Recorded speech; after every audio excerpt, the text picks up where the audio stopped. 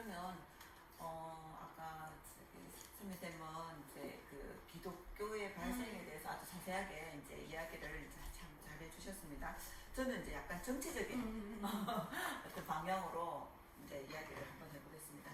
우리 이제 지난 시간에 이제 여기 로마 이제 정치 체제였는데 로물루스에서 753년에서 이제 7대 왕정 있었고, 그 다음에 초기 공화정 시대는 이제 귀족정 중심이었죠. 그래서 이제 귀족 원로원들이 이제 중심이 되었다면, 이제 정복 전쟁을 해 나감으로써 평민들이 자꾸 권리가 이제 확대됨으로써 호명한 제도도 있게 되는 겁니다. 그리고 지금 이제 칼사르, 폼페이우스, 그 다음에 저기 누구야 크라수스까지 해서 1차 3두 정치를 했었죠. 그러니까 이 당시 로마가 이제 그때 포에니 전쟁으로 해서 카르타고를 무찌르고 난 다음부터는 이탈리아 반도를 다 이제 여기 이제 통일을 하고 난 다음에는 이제 시칠리아를 차지했었죠. 그래서 이 카르타고하고 한니발이 이렇게 이제 에스파냐에서 와서 이렇게 해서 로마 빼고는 다 이제 정복을 했다죠. 그러다가 나중에 스키피오 장군이 카르타고를 침으로써 이제 이 카르타고가 멸망하게 되는 거죠. 그래서 3차까지 해서 로마는 카르타고가 굉장한 숙적이었다고 합니다. 그죠? 이제 이렇게 해서 이제 카르타고를 멸망시키고 난 다음에 사실은 그때까지만 해도 여기 로마 이탈리아 반도와 요 섬과 그 다음에 여기 이제 카르타고의 이제 포에니 여기와 그 다음에 그 페니키아인들의 식민지였던 이 에스파냐까지 이제 먹게 되는 겁니다. 그렇지만 이렇게 아직 작은 나라였습니다. 자, 그리고 이제 이제 그 갈사르가 이 갈리아라는 곳에 가서 자기가 돈이 없었기 때문에, 크라수스는 돈이 많았기 때문에 여기서 그 국민들에게, 백성들에게 관심을 사기 위해서 돈을 많이 썼다 그랬죠. 그리고 또 그 스파르타쿠스라는 노예 반란을 자, 노예 반란이 여기 심했다는 것은 지금 현재로서는 로마는 정복 전쟁을 함으로써 많은 물자와 식민지는 가졌지만 사실은 지난번에도 얘기했지만 부익부 빈익빈해서 귀족은 점점 더 잘 살게 되고 평민들은 더 못 살게 되고 오히려 소장농으로 이제 몰락하는 지경이 있었습니다. 그래서 굉장히 여기서 이제 로마에서 황제들은 백성들에게 그 원형 경기장 콜로세움에서 뭔가 보여줄 거리도 있어야 되겠고 또 빵도 줘야 되는 그런 시기였습니다. 그래서 여기서 이제 1차 3두 전투에서 폼페이우스는 이 소아시아 쪽으로 가서 정복 전쟁을 했기 때문에 인기가 있었고, 크라수스는 이제 그래서 자기도 나중에 요 3두 정치에서 좀 더 영향력을 가지려고 요 파르티아 쪽으로 갔다가 결국은 죽음을 당하고 이제 그렇게 됐다고 했습니다. 자, 그런데 갈사르가 이제 죽고 난 다음에 그 후손인 이제 옥타비아누스가 이제 정권을 잡아서 제1시민 프린캡스가 되었고, 원로원에서는 왜냐하면 카이사르가 죽고 난 다음에 사실 너무 혼란스러웠기 때문에 많은 귀족들도 여기서 평민들에서 죽거나 아니면 자기들의 정적에 의해서 또 죽임을 많이 당했습니다. 그래서 사실은 우리가 생각할 때 로마는 대제국을 이루었기 때문에 뭐 되게 평화롭지 않았을까 생각은 아닙니다. 그래서 이제 실제로 아우구스투스, 그러니까 옥타비아누스가 원로원에 의해서 존엄한 자라고 칭호를 받은 이제 그때부터 그나마 조금 이제 안정기간이 되었습니다. 그래서 여기서 이제 요 시기입니다. 지금 우리가 오늘 할 이제 시기는 여기서 이제 카이사르 죽고 그 다음에 이제 드디어 이제 뭡니까 독재관이 되는 즉 황제의 시기가 되는 아우구스투스부터 요 시기 기원전 이제 한 44년부터 해서 지금 27년 그 이후로 일단 AD라고 하면 예수가 태어나야 되는 거죠. 그래서 이제 한 30년 AD 30년 그 다음 내로는 AD 60년 자 요렇게까지 지금 시대를 이제 보면 되겠습니다. 즉 기원전 한 40몇 년 전 그 다음에 또 기원 후 AD 한 60년, 한 100년 정도의 이제 시기를 지금 요 단원에서는 이제 보면 되겠습니다. 그러면 로마는 이런 식으로 정복전쟁을 계속 이렇게 해 나간다면 로마의 이제 속주가 되어있던 여기 바로죠. 여기가 이집트 알렉산드리아면 여기죠. 예루살렘은 이쪽에 있습니다. 자, 그러면 여기에 나사렛은 예수의 엄마인 마리아가 태어난 고향입니다. 여기 약간 이쪽입니다. 여기 갈릴리 호수 있고 이쪽입니다. 나사렛, 그래서 나사렛 예수라고 예수. 하기도 하고 뭐 갈릴리 예수라고 하기도 하고 하는데, 그 다음에 우리 성경 공부하면 베들레헴이라는 말 많이 들어봤죠. 자, 원래는 엄마가 여기 이제 나사렛인데, 이 엄마가 처녀인데 요셉이라는 목수와 이제 결혼을 하려고 했는데 결혼하기 전에 이미 아기를 가진 겁니다. 근데 이게 동정년대 수태고지라 그러죠. 이제 어떤 성령으로 네가 이제 잉태가 된 거라고 하는 거.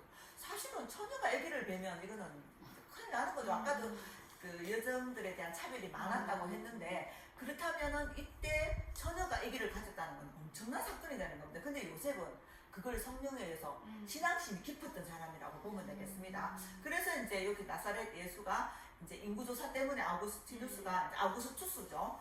아우구스티누스 또 다른 사람입니다. 아우구스투스가 이제 여기 이제 베들레헴으로 이제 자기 고향으로 인구조사 때문에 가라고 해서 베들레헴으로 가서 거기서 이제 마구간에서 낳고 동방에서 여기 박사가 3명이 오고 뭐 이렇게 이제 천사들이 나타나고 하는 그런 성경의 이야기들이 있습니다.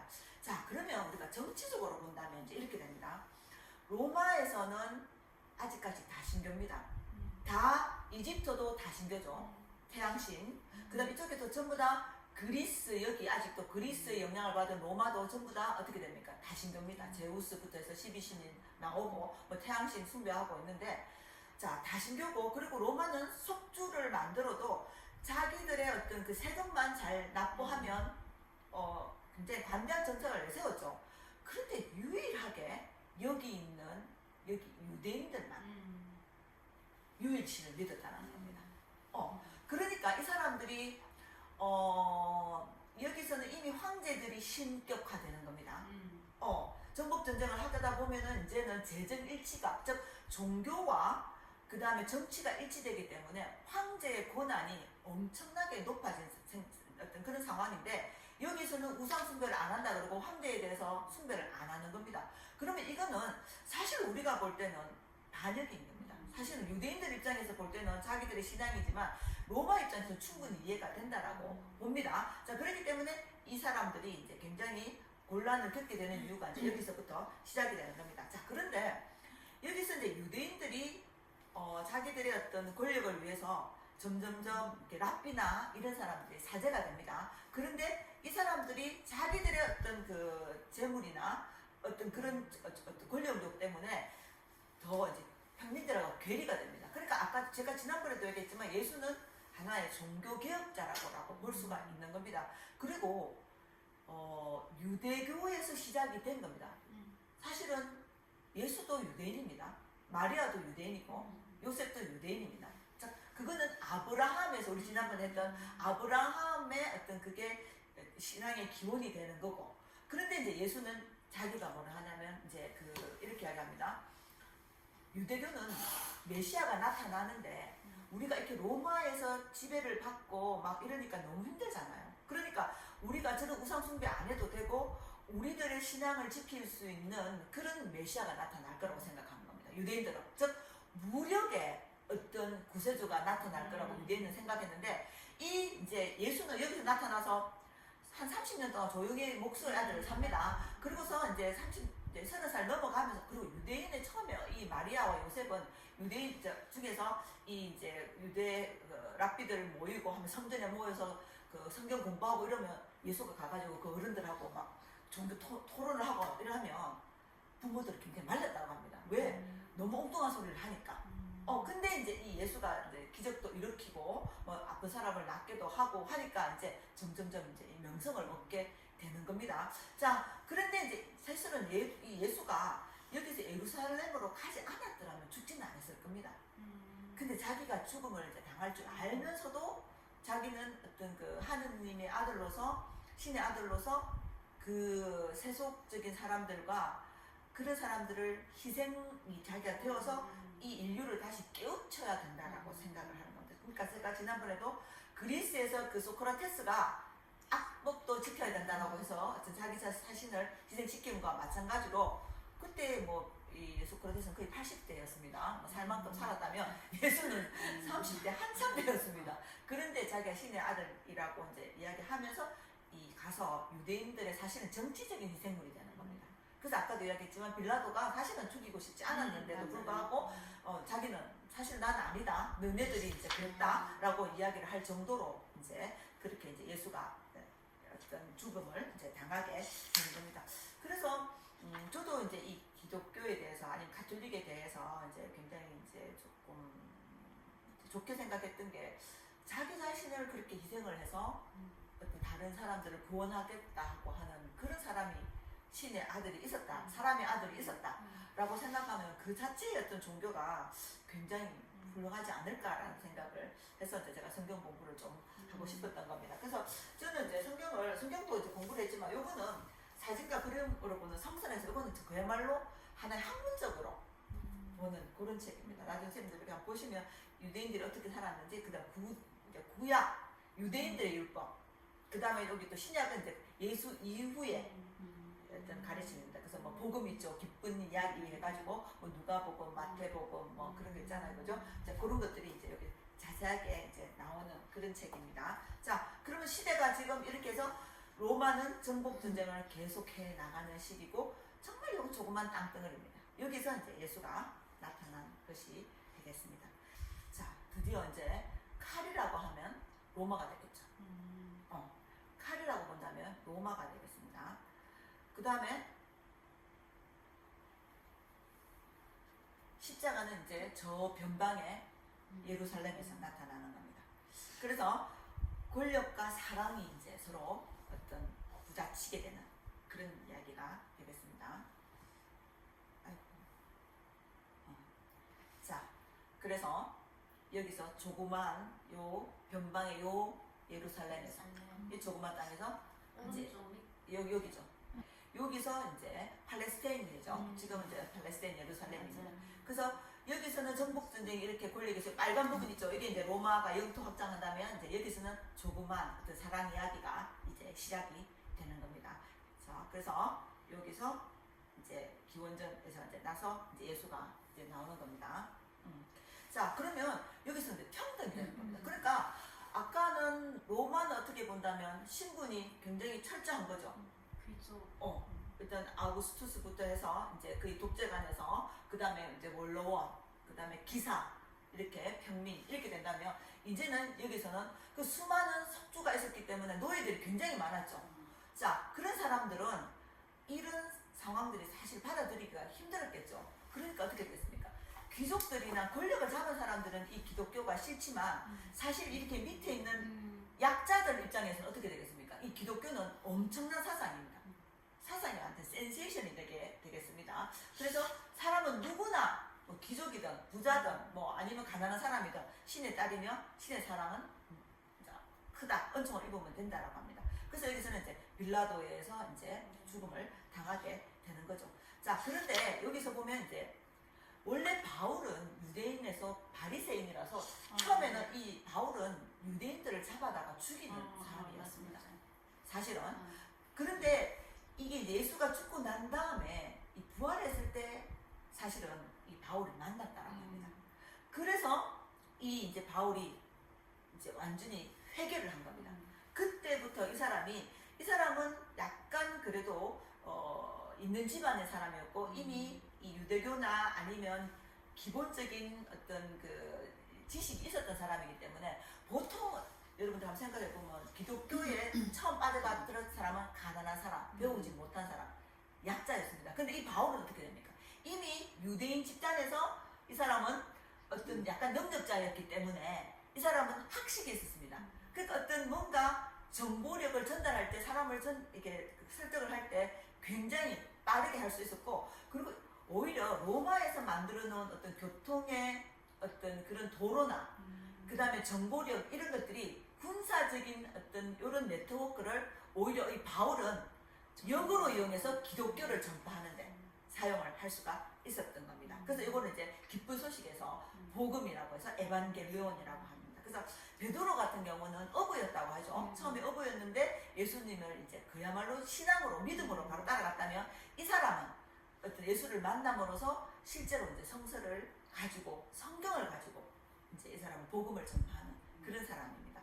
그래서 굉장히 이 바울이 한 일이 사실은 이 당시에 사실은 유대인들은 어떻게 생각하냐면 기독교도 하나의 종파라고 생각한 겁니다. 유대교에서 유대교는 아직 메시아가 나타나지 않았고 그런 무력을 통해서 유대인들이 로마를 쳐부수실 수 있는 그런 메시아가 나타났다고 이제 생각했기 때문에 예수를 구세주로 생각하지 않은 겁니다. 그래서 유대교와 기독교와 이슬람교는 사실은 같은 뿌리입니다.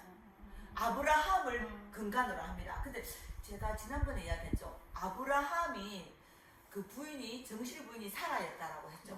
근데 왜 그때 이삭이라는 아들을 낳기 전에 왜 부인이 100살 자기들 넘어가지고 이제 아기를 낳았기 때문에 그때 그 하나님이 너희들이 자손이 이렇게 이제 온 세상을 다스릴 거라고 해서 그때 빛이 웃어가지고 그때 이름이 이삭이라고 했죠. 그래서 이삭 투스트 할 때 제가 그때 아마 이야기를 했습니다. 이삭이라는 이름은 그랬습니다. 근데 그 자기 사라가 아기를 낳기 전에 자기가 이제 남편도 아브라함도 나이가 너무 많아지고 자기도 나이가 많고 하니까 자기의 몸종이 있었는데 그 몸종을 이제 아브라함에게 이제 바쳐가지고 낳은 자식이 있습니다. 이스마일이라고. 그래서 그 자식이 있었는데 먼저 이삭보다도 먼저 있었죠. 배에 다른 형제가 있었는 겁니다. 그런데 이제 처음엔 사라가 자기가 자기 몸종을 이제 바쳐놓고는 자기가 이제 이삭을 낳으니까 어떻게 됩니까? 이제 그 애를 이복형을 구박을 한 겁니다. 그래서 걔를 이제 그 자기 엄마하고 몸종하고 쫓아낸 겁니다. 그래서 이 이제 무함마드 마호메트가 어떻게 이야기했냐면 그때 여기서 쫓겨난 애가 어디로 이쪽으로 이제 사우디아라비아 이제 이쪽으로 이제 가깝고 자기들에게 이제 이 뭐라 그랬더라 계시를 줬다. 그래서 우리는 이스마엘 그러니까 그 자손들이다. 그러니까 결국은 아브라함에서 나오는 겁니다. 아브라함의 아브라함에서 그 사라의 몸종에서 아들이 먼저 낳습니다. 그러고 난 다음에 이삭이 태어난 거고, 그래서 이삭에서 시작을 한 거죠. 그래서 나중에 다윗, 솔로몬까지 나오는 겁니다. 그러니까 유대교 입장에서는 여기서는 아직 구세주가 나타나지 않았다. 예수님은 구세주가 아니다. 너 말로만 하는 너 아니다. 그리고 너는 아직도 로마에서 우리의 어떤 힘을 발휘하지 못했다 해서 유대교에서는 똑같은 아브라함에서 시작이 되었지만은 구세주가 지금도 안 나왔다고 합니다. 유대교는. 그게 차이입니다. 유대교는 그리스도교, 기독교하고 다릅니다. 이스라엘은 아직도 유대교, 그래서 토라라는 법전이 있는 겁니다. 오히려 유대교하고 이슬람교하고 비슷합니다. 왜냐하면 이 사람들 돼지고기 안 먹습니다. 둘 다 안 먹습니다. 그래서 우리 여러분 할랄이라는 말 들어봤죠? 이슬람교의 할랄은 그 할랄 식단이기 때문에 그 발톱 이렇게 있는 그런 돼지 안 먹습니다. 그리고 기도 하루에 5번 하죠. 유대교도 마찬가지입니다. 오히려 이제 기독교가 좀 다르죠. 그럼 기독교의 차이점은 뭐냐면 기독교는 이제 구세주가 태어난 거죠. 예수가 대속을 한 거죠. 희생을 했기 때문에 구세주가 태어난 겁니다. 그때 유대교하고는 그때부터 달라지는 겁니다. 그러니까 구약까지는 유대교하고 여기 기독교하고 같습니다. 그런데 유대교는 신약은 아예 안 믿는 겁니다. 그러면 사실은 기독교는 뭐가 바탕이냐면 신약이 나오는 겁니다. 그래서 이제 베드로하고 해서 바울하고 그 다음에 뭐 여러 가지 그 자기 제자들이 직접 이제 적고 뭐 편지도 있고 뭐 그런 거 있잖아요. 그죠? 그런 게 이제 전파를 하게 되는 그 예수님의 말씀을 전는 게 신약이 되는 겁니다. 그러면 나중에 나온 이슬람교는 뭐냐? 여기서 이제 어떻게 되냐면 이슬람교는 다시 또 지도로 본다면은 이슬람교는 여기 사우디죠. 이쪽에서 나타난 겁니다. 이쪽에서. 그러니까 여기가 지금 예루살렘, 그죠? 예루살렘 유대인이라면 이제 기독교는 바울이 가장 중요하게 한 일이 뭐냐 하면은 유대교에서 이제 기독교 되면서 처음에는 베드로는 유대교의 어떤 그 전통을 아까 도덕적인 걸 굉장히 율법을 중요시한다 했죠. 그래서 음식도 막 이렇게 초대 기독교들도 그렇게 먹어야 된다 했는데 바울이 유대인들은 그렇게 계속 지키지만 비유대인인 사람들은 기독교를 믿는 사람들은 음식이나 그런 것들을 안 해도 된다 라고 해서 이 기독교가 세계적인 종교가 될 수 있었던 근간이 된 게 사실은 바울입니다. 그래서 이제 바울이 굉장히 이제 중요한 인물이 되는 겁니다. 그리고 이제 여기서 이제 한 600년 후에 한 676년 돼서 그러니까 기독교 AD 0년에서 시작해서 30년에서 이제 예수가 죽고 그러고 나서 이제 기독교가 점점 한 300년 동안 이제 이렇게 퍼졌다면 사실은 이슬람교는 그러고 나서도 300년, 400년 후에 나오는 그런 종교가 되겠습니다. 그러니까 그런 시대적인 차이가 있다라는 겁니다. 근데 한 뿌리라는 겁니다. 그러니까 지금 이슬람교하고 십자군 전쟁을 해가지고 지금 싸우고 있는 거는 사실은 이거를 종교 전쟁이라고 하기보다는 사실 뭐가 되겠는 겁니까? 권력 전쟁, 영토 전쟁이라고 봐야 되는 겁니다. 그래서 지금도 이스라엘하고 우리가 이란하고 싸우는 것, 우리 제가 지난번에도 키루스라는 그 사실 이란 사람이 사실은 그 여기 있는 유대인들을 바빌로니아에서 여기 보내줬잖아요, 그죠? 바빌론 유수당. 그 이렇게 따지고 본다면 사실은 이스라엘 사람들은 이렇게 하면 안 되는 겁니다.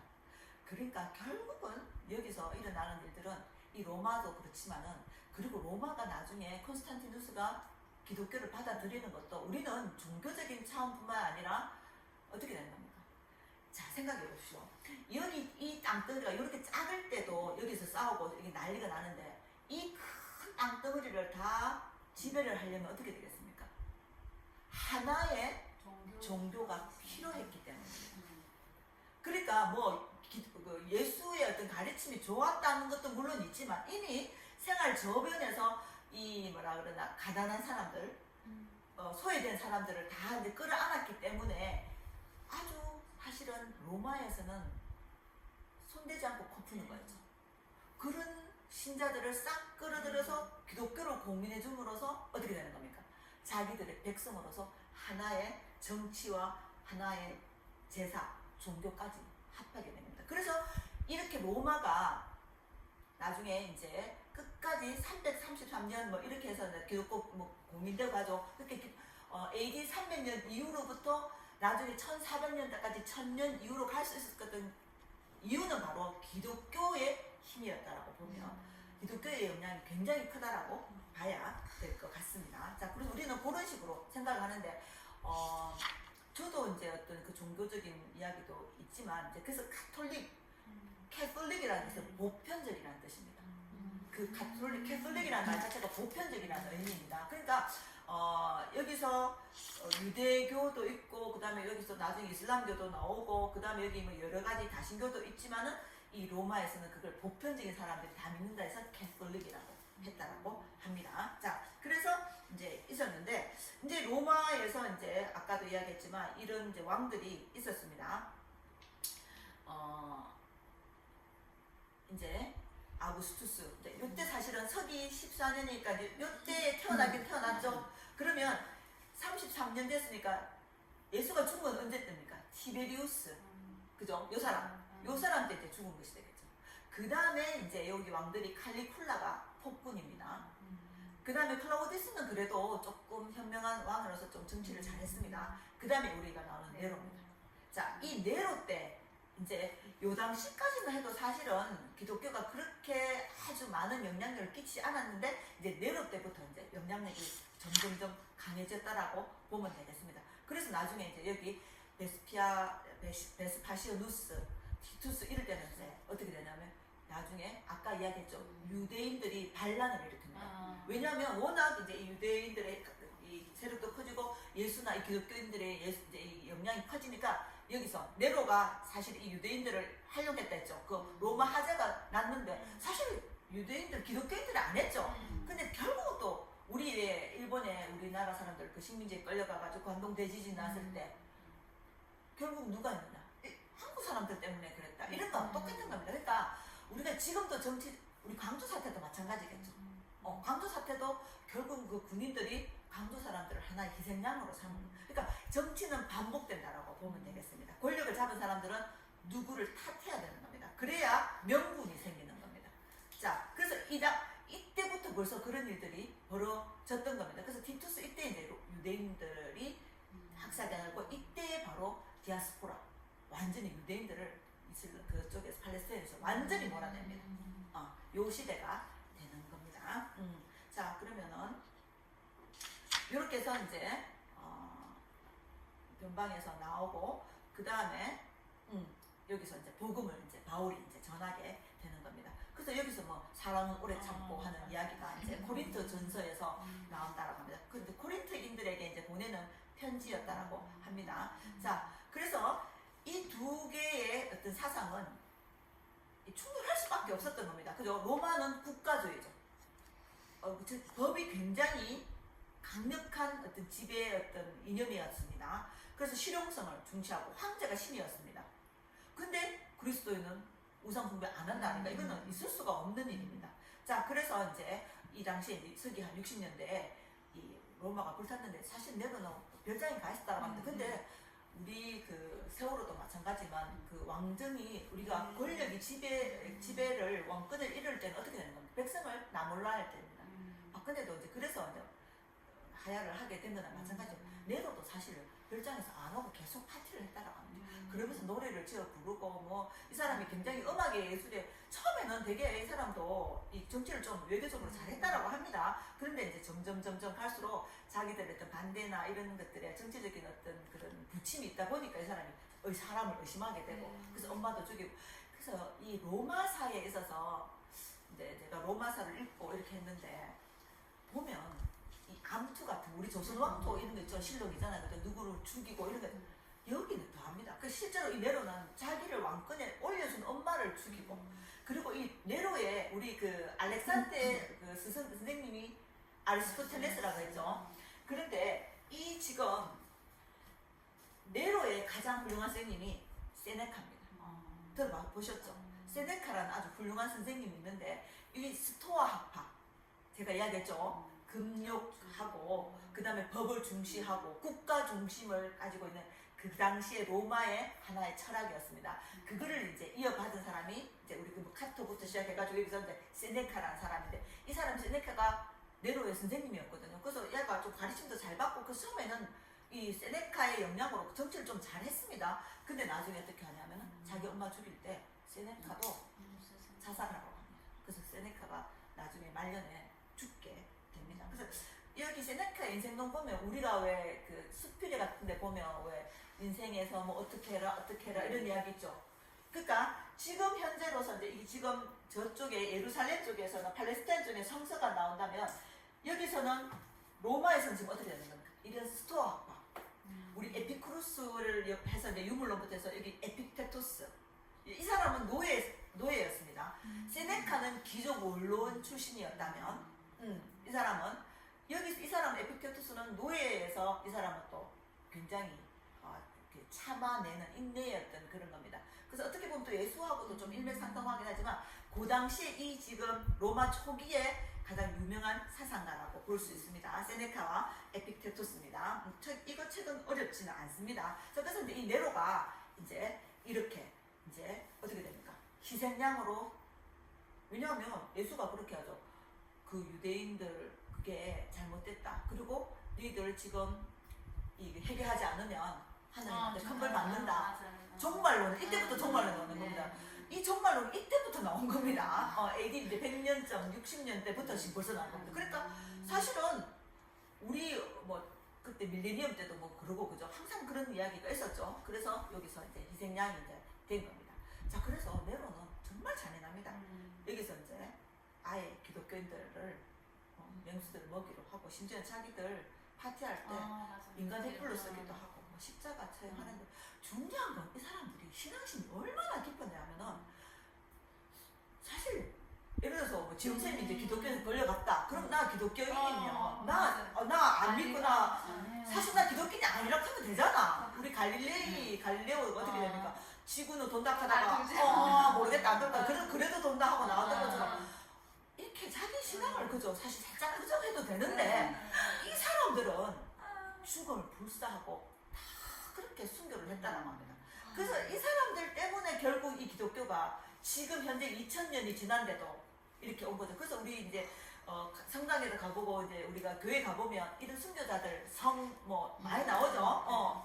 그래서 우리 이제 지금도 그 사람들 이름을 따기도 하고 그렇게 되죠. 그래서 그냥 굽게 죽인 게 아닙니다. 이 사람들은 이런 식으로 뭐 동물들에게 물어 뜯기고 횃불이 되고 십자가 생각이 없이 이 못을 박아 피가 이게 없어서 생각만 해도 끔찍한데 나는 이분들은 정말 너무 대단하신 분들. 그러니까 이제 죽어나가니까 로마인들이 볼 때는 어떻게 되는 겁니까? 아, 저 뭐 있다. 그죠? 저렇게 저 사람들이 죽음을 불사하고 자기 목숨까지 바쳐가면서 저렇게 죽어나가는 거 보니까 뭐가 있다라고 이제 생각을 하게 되는 겁니다. 자, 그래서 이제는 어떻게 되냐면 이제 지하로 숨게 됩니다. 그래서 우리가 터키라든지 이제 이렇게 스페인이나 이런 데 가보면 이런 카타콤이라는 지하 동굴이 있습니다. 그래서 이제 이 여기서는 어떻게 자기들이 이제 대놓고 기독교를 믿지 못하니까 여기는 석회가 있었기 때문에 동굴을 이렇게 파면은 좀 파열을 합니다. 그런데 이제 여기서 카타콤에 모여가지고 자기들끼리 이때도만 해도 글자를 모르거든요, 사람들이. 그러니까 성경에 나오는 전부 다 그림들을 이렇게 그린 겁니다. 이제 이때만 해도 사람들이 글자를 모르고 전부 다 어떻게 그 지도자들이 다들 성경을 읽어주고 설교하고 이렇게 했어야 됐거든요. 그래서 성경에 나오는 그림들이 여기 나오는 겁니다. 근데 요 물고기 혹시 보입니까? 요게 그때 자기들의 기독교인이라는 하나의 비밀 암호였다고 합니다. 그래서 무슨 이야기 하다가 분명히 지은쌤이 약간 이게 기독교인 같아. 나도 기독교인이야. 그 땅바닥에 이렇게 물고기를 그린다고 합니다. 그럼 자기도 물고기를 그린다고 합니다. 근데 만약에 기독교인이 아니면 어떻게 안 그리겠죠? 그러면 우리들이 그때부터 하느님 이야기하고 뭐 이렇게 됐다고 합니다. 그래서 여기서 이제 기독교. 그래서 우리 왜 아까 그림 보면 알 수 있다시피 베드로는 열쇠가 나오고 또 그 사도들 중에서 또 뭐 있고 좀 다르죠. 그런 것들이 뭐 어떤 사람은 뭐 칼이 있고 뭐 나도 지금 정확하게 기억 안 나는데 있죠. 그런 사람들 보면 우리가 누가 누군지 모르는데 성화에 보면은 이제 그 사람이 갖고 있는 거에 따라서 달라지고 그 중세에서는 이제 그런 그림들이 많이 나옵니다. 그래서 보면 나중에 모자이크나 이런 거 할 때 이런 물고기들이 많이 나오는 것은 바로 기독교인을 상징하는 자기들끼리 암호였다고 합니다. 자, 그렇게 해서 이제 이 로마는 이제 계속 이제 문창을 하는데 유대인들이 이제 반란을 일으킨 겁니다. 그래서 로마에서 가만히 있지 못하겠죠. 그래서 쳐들어가서 이 성전을 다 부수는데 그때 이 성전에 이렇게 네모난 데가 벽이 있었다면 그쪽에 서쪽의 벽만 하나 남고 나머지는 다 불태우고 그리고 이 유대인들의 성전에 금은 보화가 많이 있었다고 합니다. 그래서 이 로마군이 가가지고 그 금은 보화를 이제 다 이제 빼앗아 오고 그리고 심지어는 여기를 넘기기 위해서 불을 많이 냈다고 합니다. 그러니까 나중에 금은이 막 흘러가 나오면 그거를 다 파헤치 갖고 돌하고 같이 엉겨 있으면 그걸 다 부수고 해서 다 가져갔다고 합니다. 그래서 벽조차도 안 남았다고 합니다. 그런데 하나 남은 것이 바로 그 성전 중에서 여기 서쪽 벽이라고 합니다. 그래서 여러분들 혹시 지금도 통곡의 벽이라는 이야기 들어봤습니까? 이때 남아있는 그 성전의 벽 중에서 서쪽 벽 하나가 남았는데 이게 통곡의 벽이라고 합니다. 그래서 이 벽은 지금도 유대인들, 기독교인들, 이슬람교도들 전부 다 여기가 하나의 성전입니다. 성지순례입니다. 그래서 전부 다 여기서 뭐 자식들이 성인식 하면 여기 가갖고 또 뭐 기도하고 그래서 지금도 이스라엘에서는 여기 이제 사람들이 이 통곡의 벽을 간다고 합니다. 그래서 아마 뉴스라든지 이런 거 보면 통곡의 벽이라는 거. 그래서 우리가 아마 이스라엘을 여행을 가게 돼 지금은 이제 전쟁 때문에 안 되겠지만 가게 되면 성지순례들, 기독교인들, 가톨릭인들 전부 다 여기 갑니다. 그래서 이 통곡에 와서 기도하고 뭐 되게 신심을 이제 이렇게 한번 고치시키고 온다라고 하더라고요.